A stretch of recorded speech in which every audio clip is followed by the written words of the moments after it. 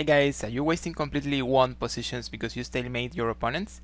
In this video I will give you 4 simple tips that should help you to overpass this issue so you can finish the job in those one positions. Keep watching.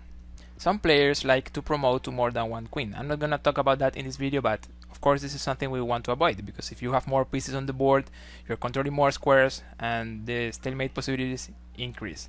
Like this position we have on the board right now, if it is black to move, this is a stalemate. Even when the queens are away from the enemy king, this is a stalemate position if it is black to move. Also, if you get used to think, what's my opponent's reply to my move, you want to stalemate him, because then you will be analyzing what is he going to play and you will notice he cannot play anything and you will avoid the stalemate. Unless there is some tactics or something hidden, it will help you to avoid a stalemate. So these are some general ideas. Let's get into the specific tips now. My first tip is don't capture all your opponent's pawns. That little pawn on a7 is not bothering you. Why do you want to kill it?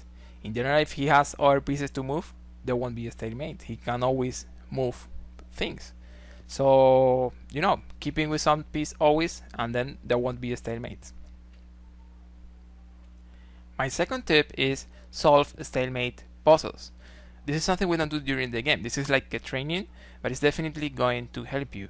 Go to your favorite website and go to custom puzzles and filter stalemate puzzles and solve many of them, like 100.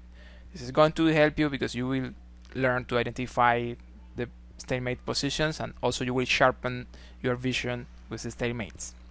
Before we get to the last tip, my favorite to avoid stalemate, we have tip number 3, and it is get familiar with typical stalemate patterns. Like this one we have with king and queen, and if we play queen here, this is a stalemate. Also we have this example where very often there is a mistake with king f6 or king e6. This is also a stalemate.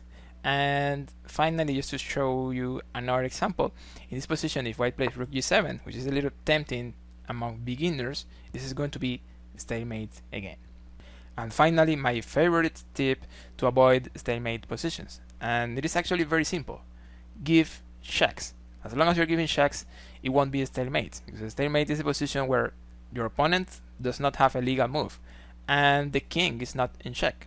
So if you're giving checks, it won't be for sure a stalemate. I'm not saying you have to give checks in all the moves. I'm saying as long as you can keep your plan or your idea and give checks, do that. Also, I'm saying you don't have to worry about stalemate all the time. You have to worry only when you're not giving checks. The question for today: which of these tips was the most useful for you? Let me know in the comments. Thank you for watching. Don't forget to like and subscribe. See you in the next.